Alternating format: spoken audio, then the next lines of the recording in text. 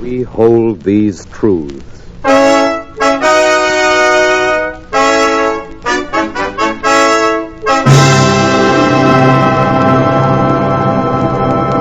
This is a program about the making of a promise and the keeping of a promise.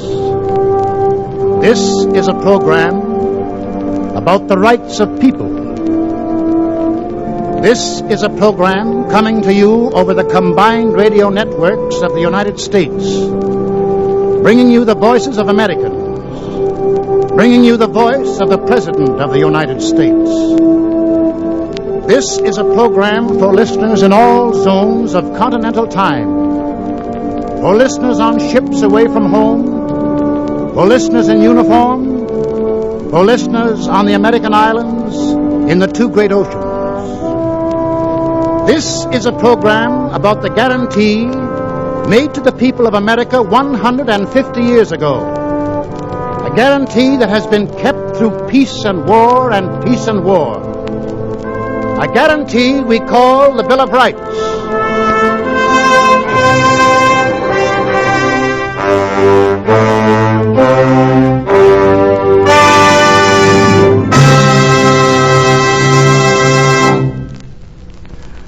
My name is Barrymore. I'm one of several actors gathered in the studio in California near shores that face an enemy across an ocean now Pacific in name only. We are here tonight to join 130 million fellow Americans in praise of a document that men have fought for, that men are fighting for, that men will keep on fighting for as long as freedom is a strong word falling sweet upon the ear. What we enact here tonight has been enacted many times before in living flesh and blood.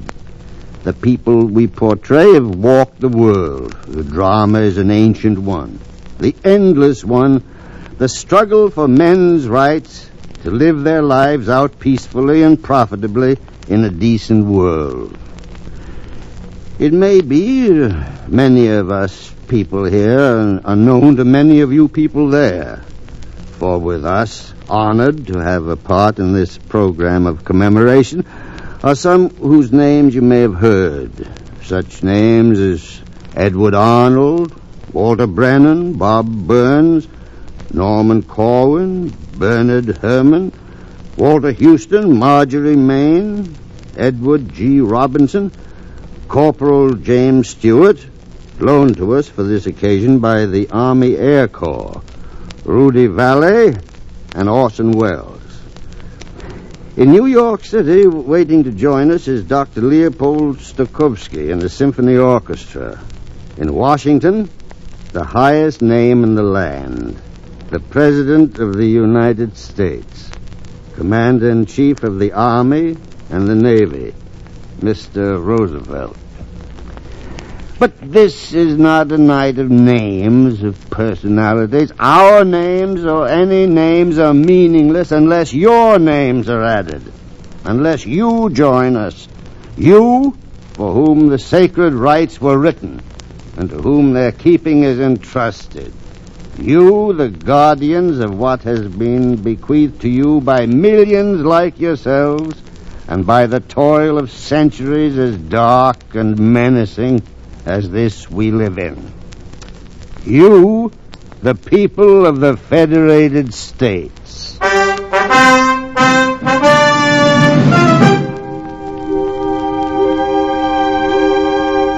150 years is not long in the reckoning of a hill, but to a man it's long enough.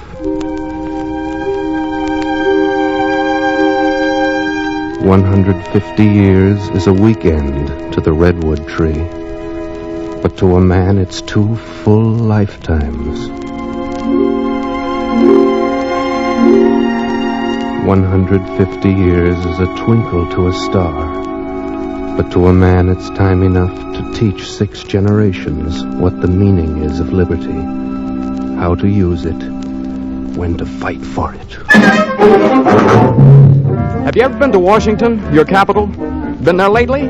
Well, let me tell you, it's a place of buildings and of boom and bustle, of the fever of emergency, of workers working overtime, of windows lighted late into the night. It's a handsome city, proud of its sturdy name, proud of the men who stopped there and made decisions, proud of its domes and lawns and monuments. Of course, Washington is like some other cities you've seen. It has streetcars, haberdasheries, newsstands, coffee shops, and slums.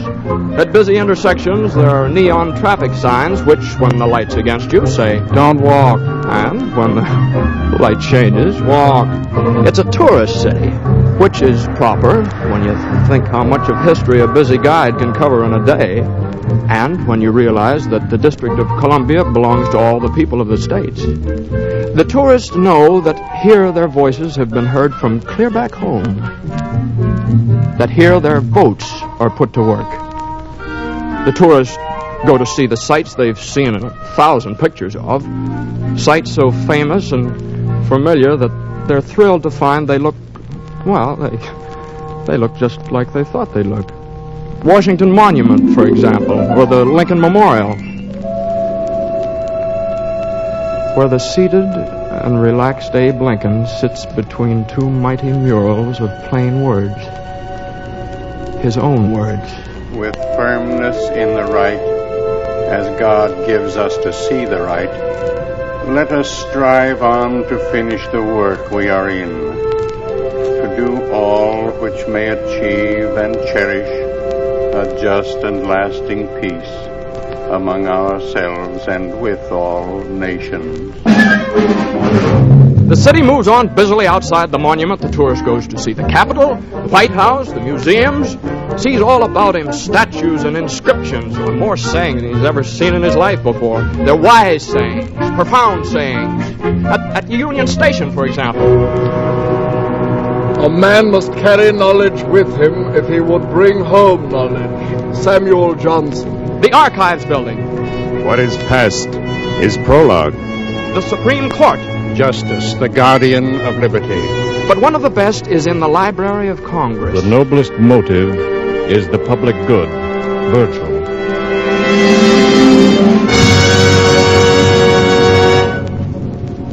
The tourist thinks that over. The noblest motive is the public good. And with this in mind, he climbs the marble stairs inside the library to come at length upon a case containing a handwritten document. The engrossed original of the Constitution of the United States of America. He sees the manuscript is aging, that its words are worn as though from use. The writing's dim. It's hard to make it out. It's getting on in years. We, the people of the United States, in order to form a more perfect union, establish justice, ensure domestic tranquility, provide for the common defense, promote the general welfare, and secure the blessings of liberty to ourselves and our posterity, do ordain and establish this Constitution for the United States of America. Article 1, Section 1. All legislative... The words are dim, but not the meaning of the words. The pens that put this down are dust, but not the marks they made. There was a time when this was shining parchment, when the text was easier to read, when the ink was not yet dry. Suppose that we, stopped here in modern Washington before this shrine, were to return, go back a little north by east in time and space to one bright afternoon in Philadelphia. That fine fall day when deputies from 12 free states subscribed their names to a new blueprint of a new society. 1787, and of the independence of the United States the 12th, in witness whereof we have hereunto subscribed our names, George Washington, President, and Deputy from Virginia. Now, gentlemen, we are ready for your signatures by geographical progression north to south. The deputies from New Hampshire will please sign first. John Langdon. John Langdon. Nicholas Gilman. Nicholas Gilman. The delegates from Massachusetts. Good-looking men, these. They're mostly lawyers. 2 or 3 of them surgeons. Rufus King. The gentleman from Connecticut, please. William Samuel Broome there. Broome of Delaware. He did surveying for a while. Roger Sherman. And now our representative of Sherman, New York, who just signed. He was a shoemaker before he studied law. the gentleman from New Jersey. William That's Washington calling the delegation. David Brearley. David Brearley.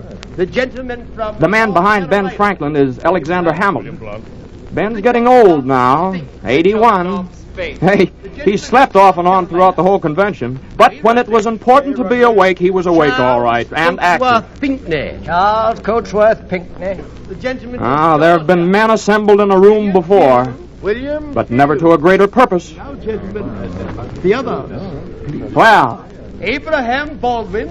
here comes the last to sign now. William Jackson, Secretary. Well, now that's fine. So, the Constitution has been drafted, signed, and presently will be submitted to the states for their approval. Now, the convention's all relaxed now. There are handshakes, felicitations. Is everybody happy? Will they celebrate, do you suppose? Will Rufus King go home to Boston and be welcomed by a welcoming committee from the city? Will appreciative Virginians hoist James Madison on their shoulders and parade him through the streets, shouting, "Father of the Constitution"? Will a thumping band march up and down the town making a noise like this?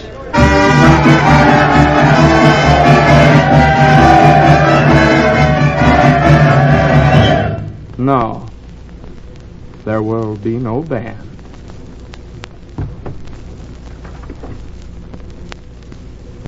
And I say to you, ladies and gentlemen, the heart of every man and woman, nay, of every child in each and every one of our 13 states, from the rock-bound shores of Maryland to the golden sands of Georgia, should fill and swell with pride on reading the noble and glorious Constitution which our wise and prudent and far-sighted representatives in solemn assembly have framed and admitted to our glorious states for their approval. And I say to you... No. There will be no speeches. There will be no celebration. No confetti from the windows. Fireworks saluting cannon. Roses strewn beneath the coaches of the delegates. Instead, suspicion. Suspicion by the very men who fought the long fight so that there could be a constitution drawn for the emancipated states. The farmers and the clerks and the hackmen and the artisans and the grease-grimed blacksmiths in their shops. These men who only lately put away their guns and powder in a good dry place. These men who won a war of freedom, but who know that freedom must be guarded to be kept. And they're suspicious. And they're talking in the common, in the tavern, and in the parlor, and in the foundry room.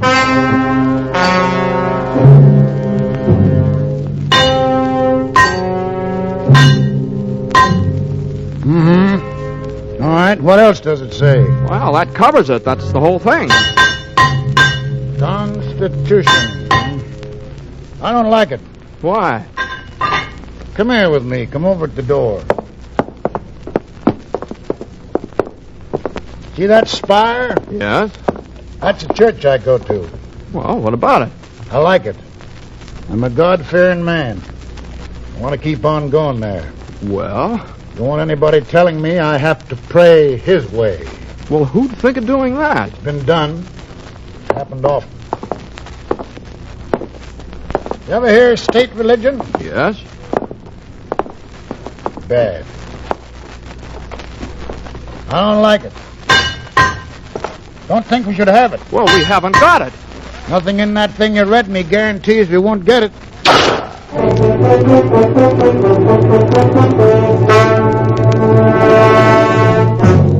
You say this here Constitution gives us order and authority, huh? Yeah. But we had order and authority under King George before the Revolution. Shucks, the Romans had order and authority under Nero, too. Only the wrong kind and too much of it. Oh, yes, but surely you can trust the men who... Now, it ain't that I don't trust the men who wrote the Constitution. Oh, sure, I trust them, but them fellers won't always be around. Oh, yeah, well, you don't seem to understand. This is our own authority. Now, if you... The fact that it's our own don't make no difference. Constitution's fine as far as it goes. But the time to talk authority is after you put it down in black and white that we're all free men. Then we'll give you all the authority you need to keep us that way. What's more, we'll back it up with guns. That fair enough? Well, the way you talk, you'd think that... The way I talk? I think it all depends on who's handing out authority. Whether it's to keep men slaves or keep them free.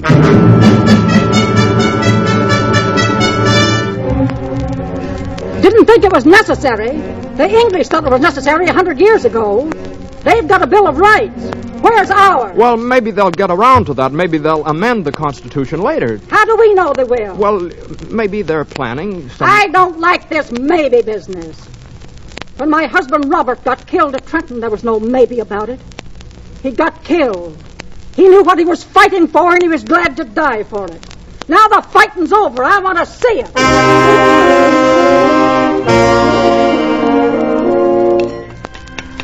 I don't know, Jerry. Sometimes I wonder whether you use your head for anything else than to keep your ears apart. I got my opinion, and I stick to it. The Constitution looks good to me. I don't think it needs no adding to. Hand me that brick there. It's a foundation, that's what it is. Sure, it's a foundation. That's just what I'm talking about. But do you build a foundation and then go away and not build a house? Do you clear the woods and then let the ground go barren? Ah, piffle. Ah, the way you argue. Piffle, eh? Is that all you can say? Hand me that brick there. What's the hurry? Give them time. It's not an easy job to get a new country running right. That's just the point. It's a lot easier to get it running wrong. Rights, man! Can't you get that through your head?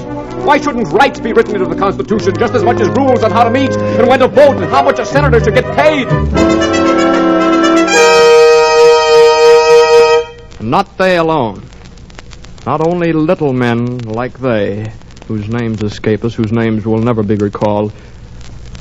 The men who left their bloody footprints in the snows of Pennsylvania and buried their comrades in a clearing back of a clump of evergreens.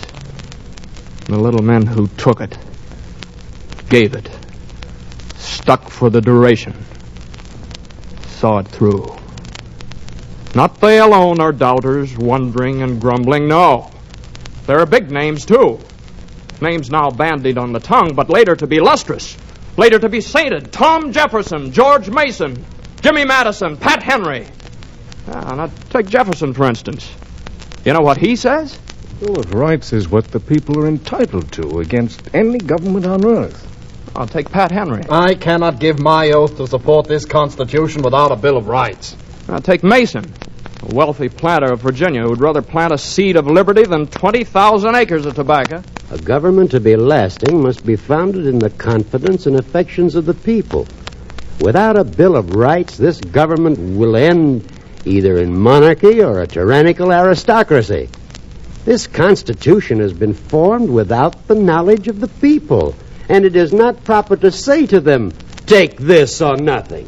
Well then, the Constitution is in peril. This document, so handsomely engrossed in Philadelphia, there are doubts about it, and suspicions. Will the states approve of it? Approve by ratifying? Will they throw it out? Or will they ratify providing certain changes will be made?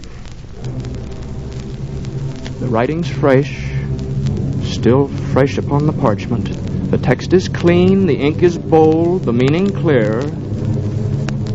Only the worth of the Constitution is uncertain. All the points, the articles, the regulations are well put, but will they be well taken? The states decide. Not one man, 2 men, 3 men, but the states united. They decide What says South Carolina? We ratify but offer 4 amendments. What says Massachusetts, where she stands? We ratify but offer 9 amendments. New Hampshire, you. We ratify but propose 12 amendments. Rhode Island. We ratify but 21 amendments, please. North Carolina. 26 amendments and the Declaration of Men's Rights. Virginia. We ratify, but we're suggesting 29 amendments and a Bill of Rights. New York. 33 amendments in full faith and credit, and we ratify.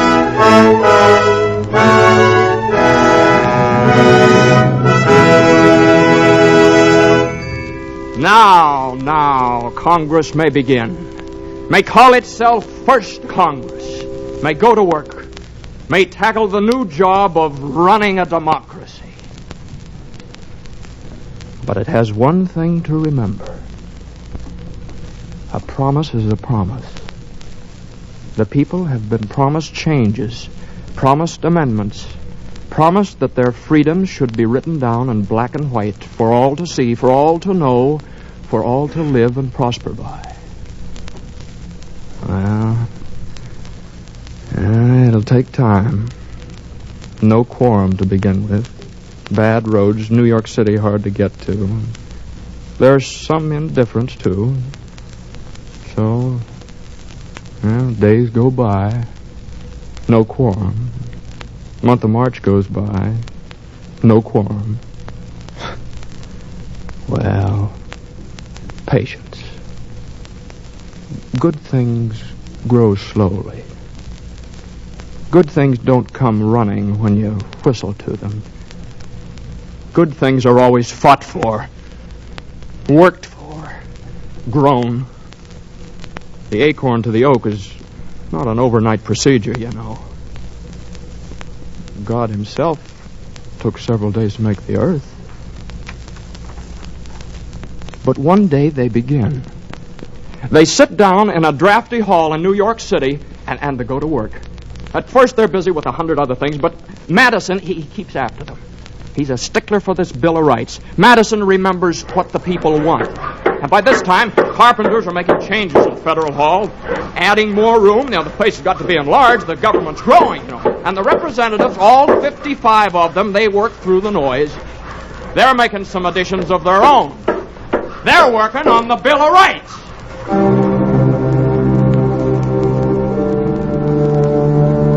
Do you think 55 representatives of the American people sat in a hall in New York City, in a drafty hall, and made up Articles of Freedom? Do you think the congressmen from 13 states made up those freedoms out of their own heads, debated there, deliberated there, without assistance, all by themselves, from their own experience? Oh, no. They had much help from many nameless and unknown, from dust in quiet places, from broken bones deep in the earth, deep in forgotten earth, mixed with the empty clay, from bleeding mouths, burnt flesh, cropped ears, from numberless and nameless agonies. The delegates from dungeons, they were there. I said that men were born equal. That is all I said. The delegates from ashes, at the bottoms of the stakes, they were there. The king did not approve. The gallows delegates, whose corpses lifted gently in the breeze, they too. We too. The exiled wanderers, the Christians killed for being Christians, Jews for being Jews, the Quakers hanged in Boston town. They made a quorum also. Prison. We are present. The murdered men, the lopped off hands, the shattered limbs, the red welts where the whiplash bit into the back. Must you know what they said? Must you know how they argued? Must you be told the evidence, the silent testimony of the wraiths? Must it be told verbatim? Listen then! That was an argument for an amendment. That was a speech in favor of an article of freedom. That prayed the passage of a Bill of Rights. How much of all this must be told to be believed? Must it be drawn on diagrams? X marks the spot where decency was last observed. A dotted line shows how the victim staggered. The arrow points to blood. The headsman, he was there in Federal Hall. The man who turned the ratchets on the rack, he sat in the assembly too. Nero was there, Caligula, King Philip, Torquemada, Cotton Mather, all the tyrants and the martyrs who had gone before, sat quietly, unseen among the representatives, read from their memoirs, expert testimonies, found their ways into the records and between the lines. All the long and bloody history of fanaticism, murder in the name of God, torture in the name of love, crucifixion in the name of safety to the crown. My God, why hast thou forsaken me? He, too, sat in the Congress. The mild man, with the scars in his hands and feet where the spikes went through. He was a consultant in the business at hand. Had he not died because the rulers of a realm denied free speech? Was he not nailed up on a cross between two thieves because his preachments were considered treason? He, the Son of God, was he not executed over an issue of the rights of man? Make no mistake about it. He was there. He sat beside James Madison and Elbridge Gerry and John Page in Federal Hall. Unseen he was, but voting. The men of Congress were collaborated with.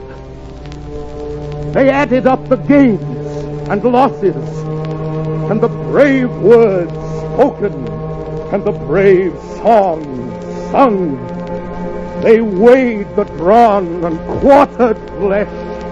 They took into account the hemlock and the crucifix, the faggot and garrote. And then they framed amendments to the Constitution. Out of the agonies, out of the crisscrossed scars of all the human race, they made a Bill of Rights for their own people, for a new, a willful, and a hopeful nation. Made a Bill of Rights to stand against the enemies within.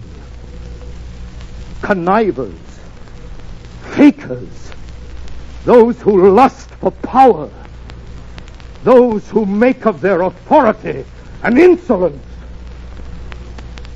The Congress of the 13 states, instructed by the people of the 13 states, threw up a bulwark, wrote a hope, and made a sign for their posterity against the bigots, the fanatics, bullies, lynchers, race haters, the cruel men, the spiteful men, the sneaking men, the pessimists, the men who give up fights that have been just begun. The Congress wrote a 10-part epic of amendments.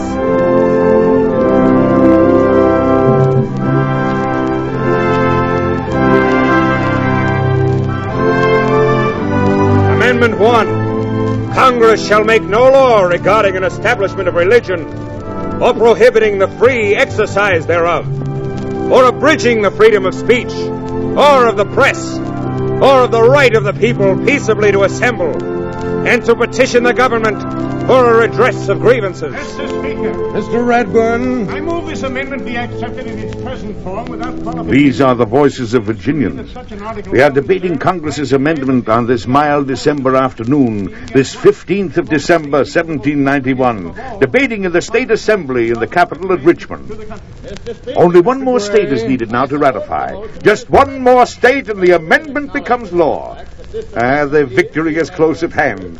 Virginia likes these articles. Virginia, the home of Washington and Jefferson, of Madison and Mason. Virginia has fought to win these rights for many years, has waited for this day. This is December the 15th, 1791. Virginia will ratify the Bill of Rights today, and freedom will take hold, take root, begin to burgeon in the rich earth of America. Today, the 15th of December.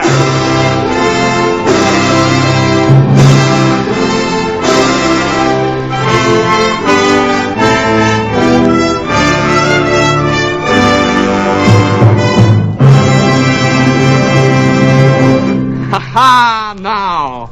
Now the people of the states breathe easier. It's all down in black and white. A contract. It's a deal between the future and themselves. Americans don't make a promise lightly, or take it that way either. A promise made by honest men to other honest men is like a hand clasp and a vow. Meant to be understood.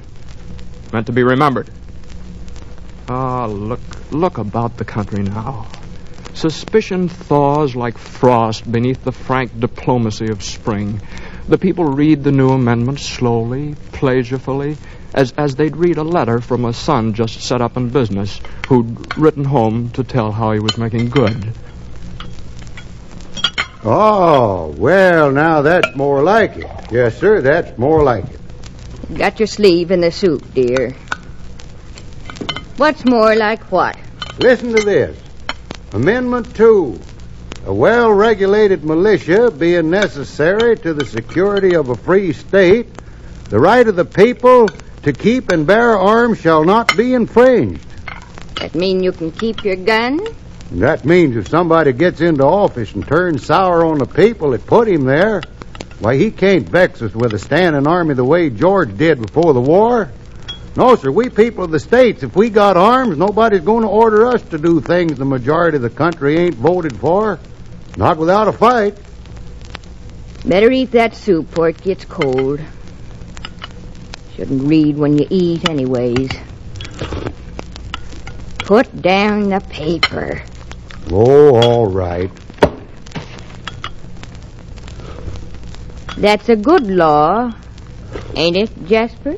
Yep.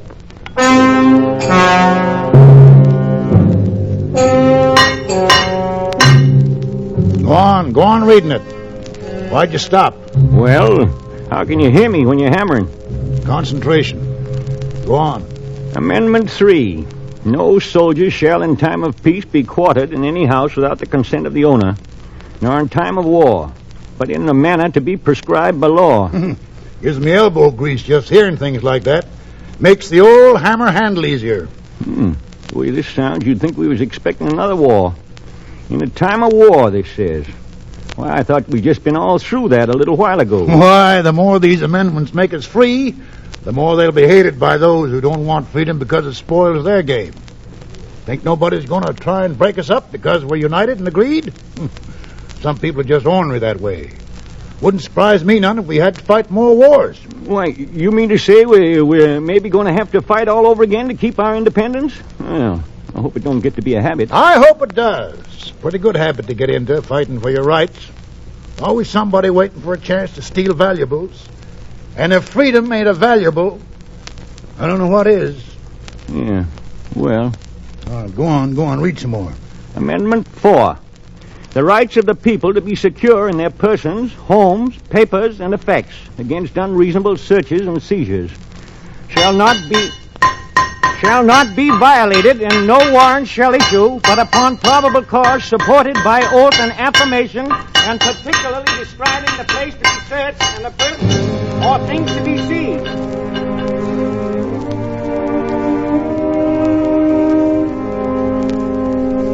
I brought you these, Robert. I grew them myself inside the house. Don't smell much, but they're awful pretty.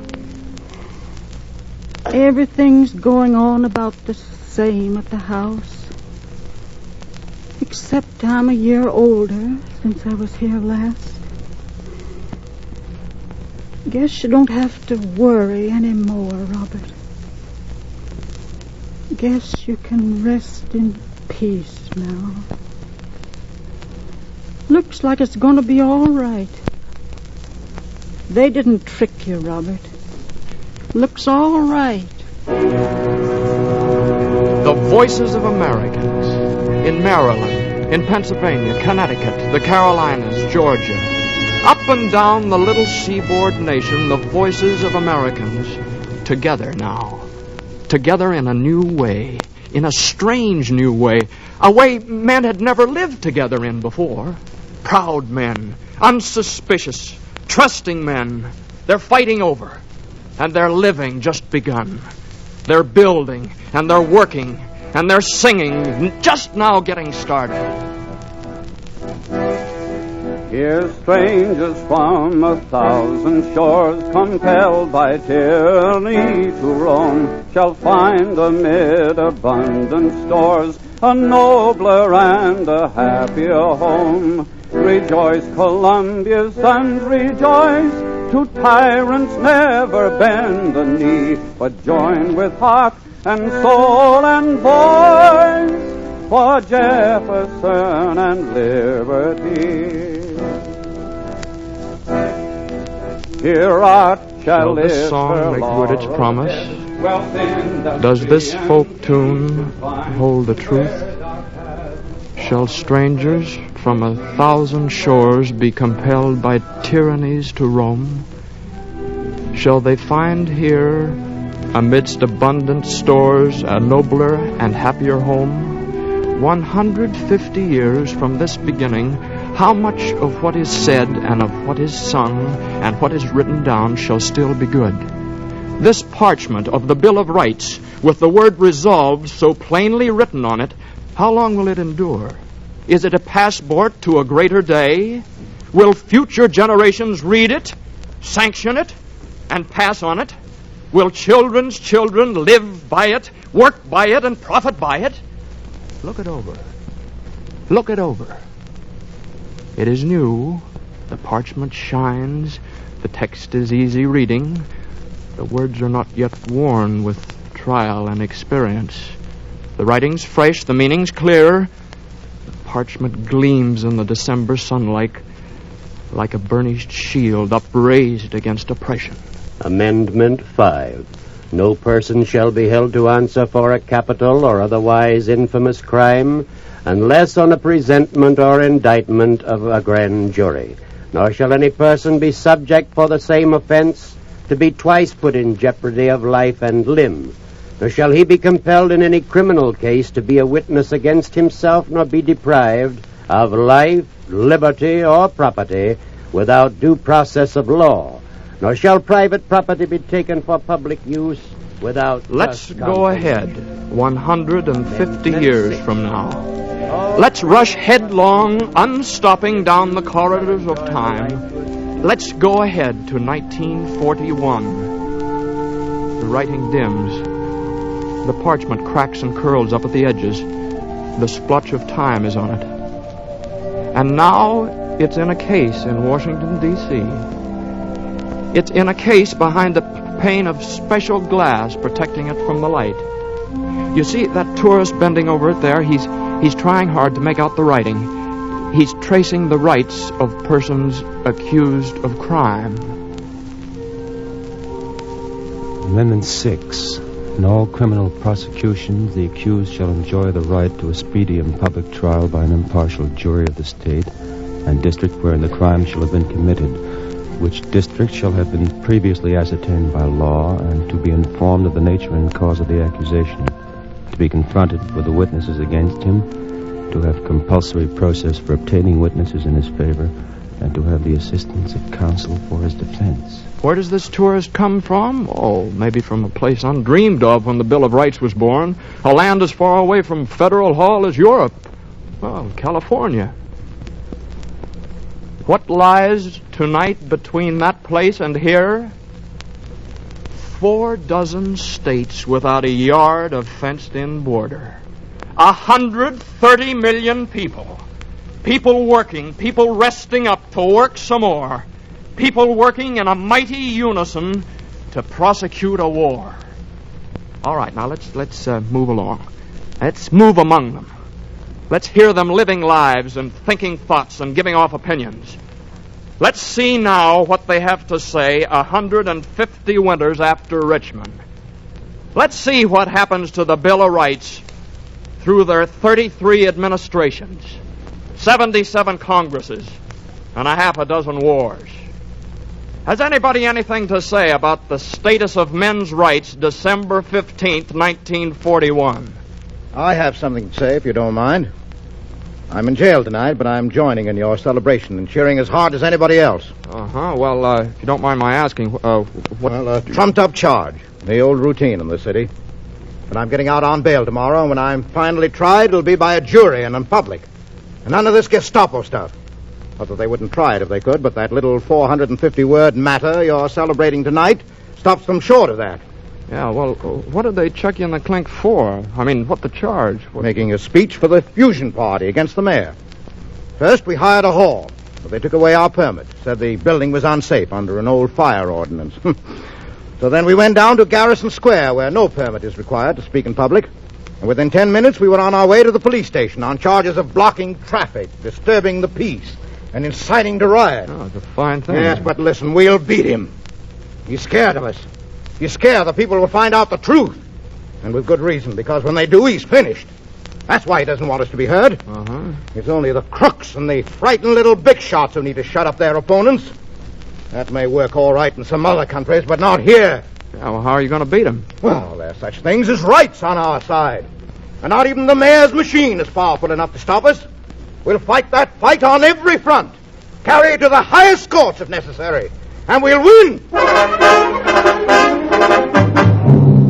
Is this the talk of servile men? Of tamed and gutless and obedient men?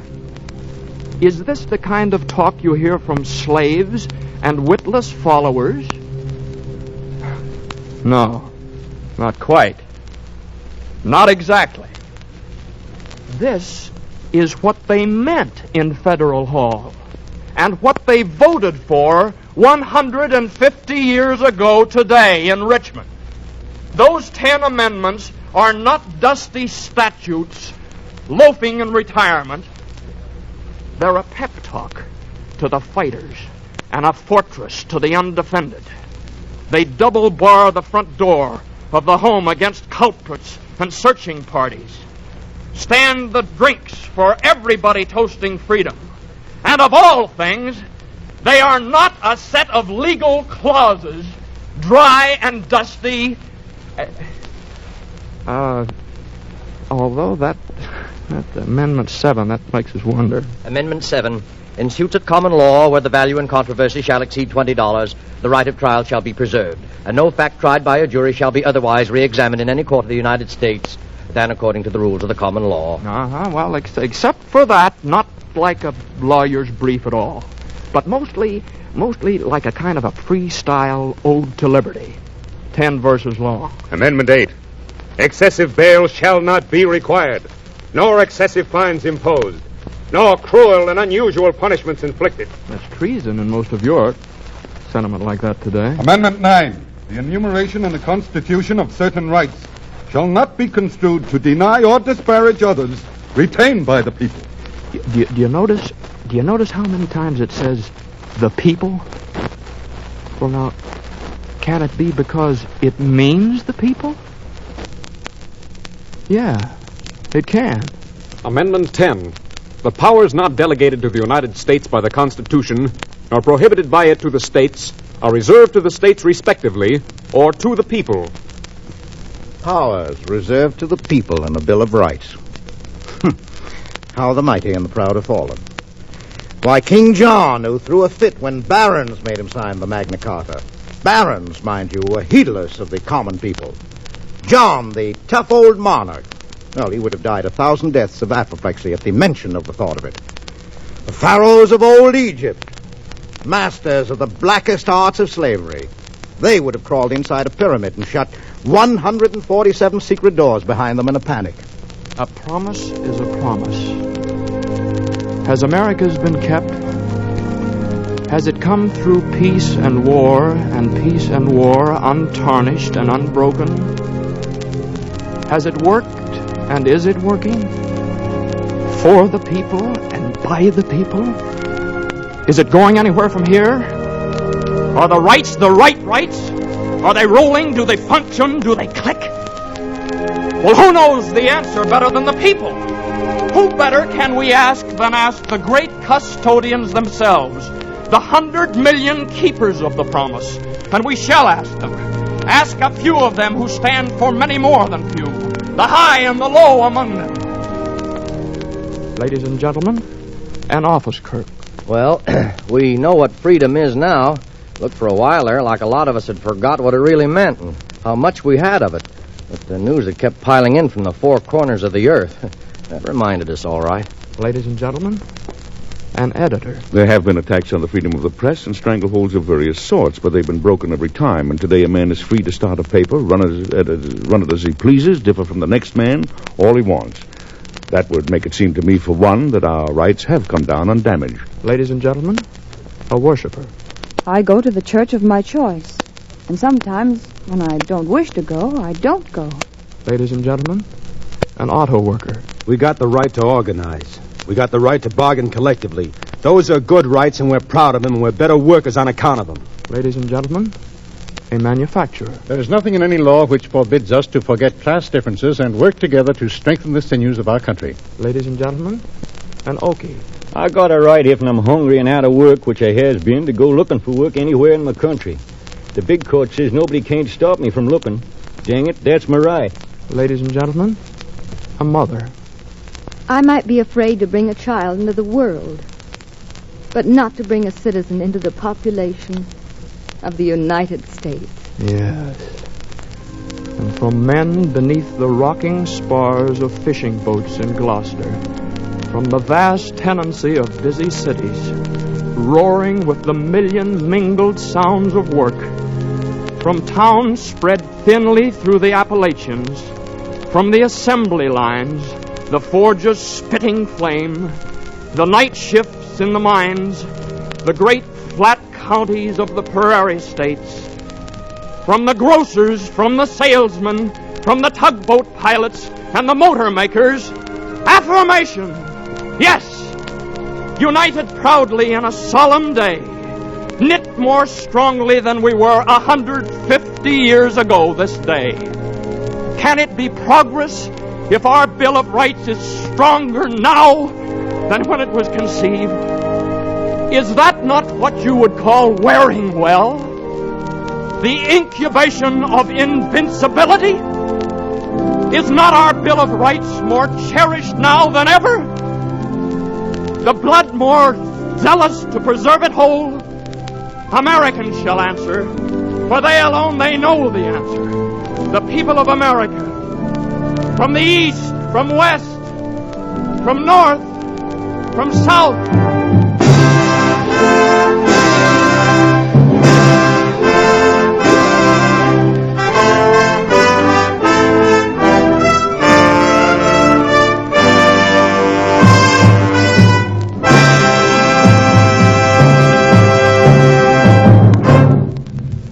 Ladies and gentlemen, the President of the people of the United States.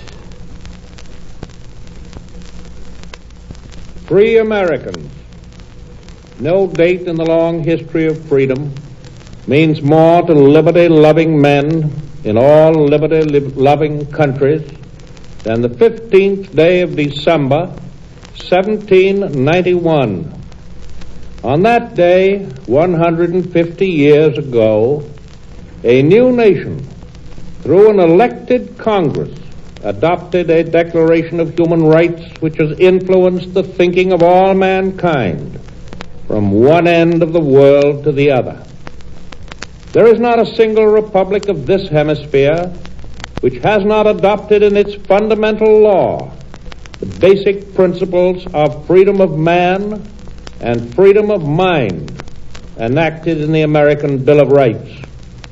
There is not a country, large or small, on this continent and in this world which has not felt the influence of that document, directly or indirectly.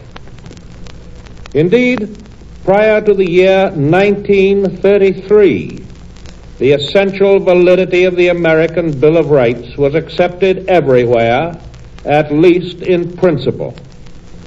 Even today, with the exception of Germany, Italy, and Japan, the peoples of the whole world, in all probability 4/5 of them, support its principles, its teachings, and its glorious results. But in the year 1933, there came to power in Germany a political clique which did not accept the declarations of the American Bill of Human Rights as valid. A small clique of ambitious and unscrupulous politicians whose announced and admitted platform was precisely the destruction of the rights that instrument declared.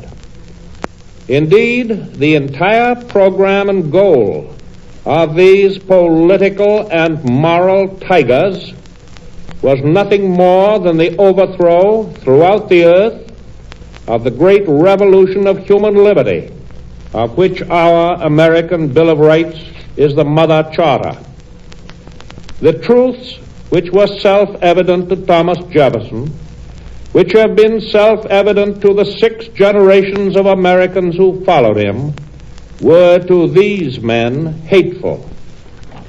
The rights to life, liberty, and the pursuit of happiness, which seemed to the founders of the Republic, and which seemed to us inalienable, were to Hitler and his fellows empty words, which they proposed to cancel forever.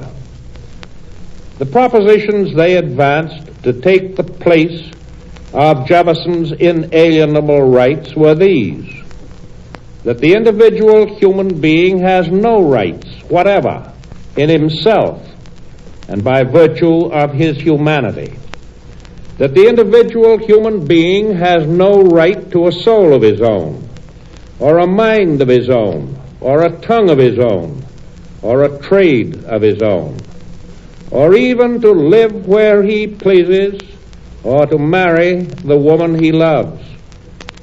That his only duty is the duty of obedience, not to his God, not to his conscience, but to Adolf Hitler, and that his only value is his value not as a man, but as a unit of the Nazi state. To Hitler, the ideal of the people as we conceive it, the free, self-governing, and responsible people, is incomprehensible. The people, to Hitler, are the masses, and the highest human idealism is, in his own words, that a man should wish to become a dust particle of the order of force which is to shape his universe.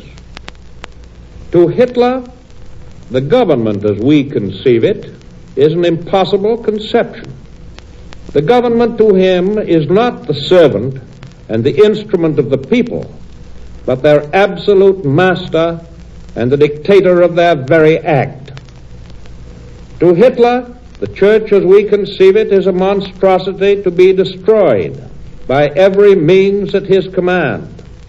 The Nazi church is to be the national church, a pagan church, absolutely and exclusively in the service of but one doctrine, one race, one nation. To Hitler, the freedom of men to think as they please, and speak as they please, and worship as they please, is of all things imaginable most hateful and most desperately to be feared.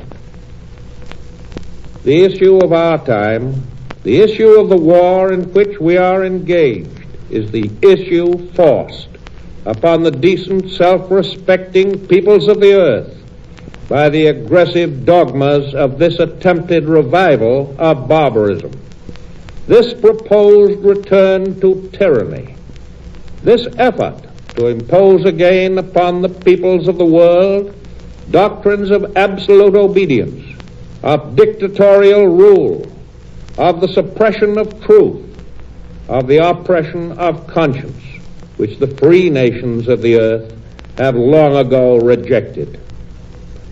What we face is nothing more nor less than an attempt to overthrow and to cancel out the great upsurge of human liberty, of which the American Bill of Rights is the fundamental document, to force the peoples of the earth, and among them the peoples of this continent and this nation, to accept again the absolute authority and despotic rule from which the courage and the resolution and the sacrifices of their ancestors liberated them many, many years ago. It is an attempt which could succeed only if those who have inherited the gift of liberty had lost the manhood to preserve it. But we Americans know that the determination of this generation of our people, our generation to preserve liberty, is as fixed and certain as the determination of that earlier generation of Americans was to win it.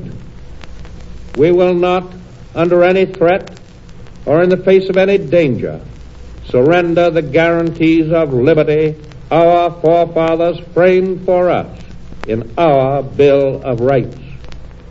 We hold with all the passion of our hearts and minds to those commitments of the human spirit.